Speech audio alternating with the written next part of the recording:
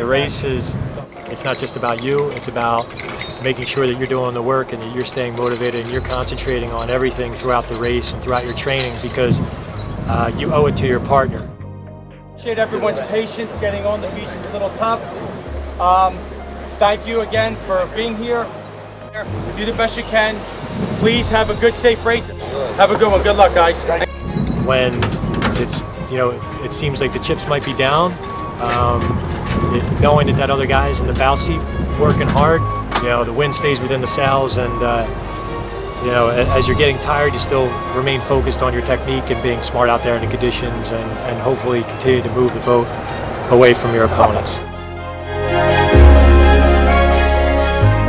Getting to the race where you're there, it's calm, the sun's coming up, it's a beautiful scene, but you know that there's going to be a penalty to pay somewhere in that 3-hour period, and that's in the back of your head, but you're willing to pay that price because that's what makes the race what it is.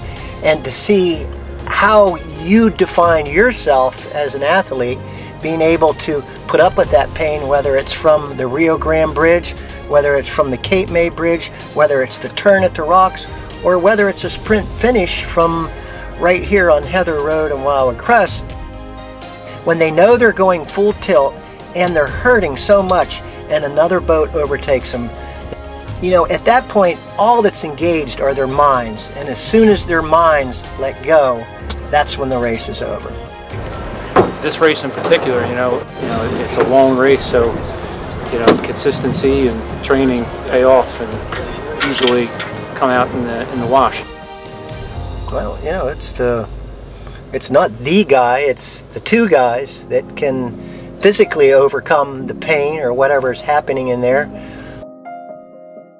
They'll learn a lot about themselves when you get in that boat and you're in no man's land in the back bays and the flies are biting you and you might be off course. You have to bear down. You got to be a titan. You got to suck it up, and you got to talk to your partner, and you have to persevere through the pain of it.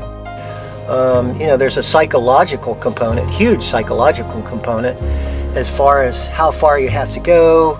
Now you have to turn up the rate, and in any sport, and especially at the elite and beyond level, that if everyone there, or at least in that case the two boats, that each pair is suffering, and that they're thinking the same thing you are.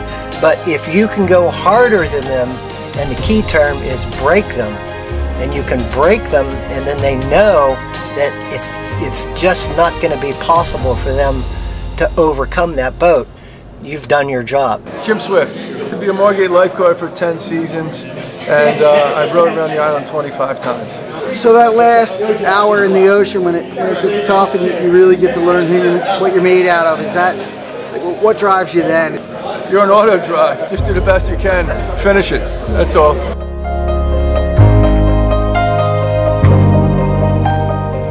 You have to put yourself in a position to grow, and the only way to do that is to put yourself in a place where you are going to be challenged. And there is no greater challenge in South Jersey lifeguarding than rowing around the island. Going around the island meant I was a complete lifeguard. The mind is the toughest thing to train. The body itself is the easiest thing. So unless you can put yourself in that position, and I hope some of these younger kids that you've talked about that aren't doing the race, I wish they would put themselves in the position, because it really teaches you a lot of what you can actually accomplish in the end.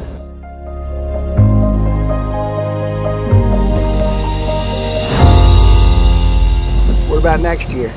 It's always next year,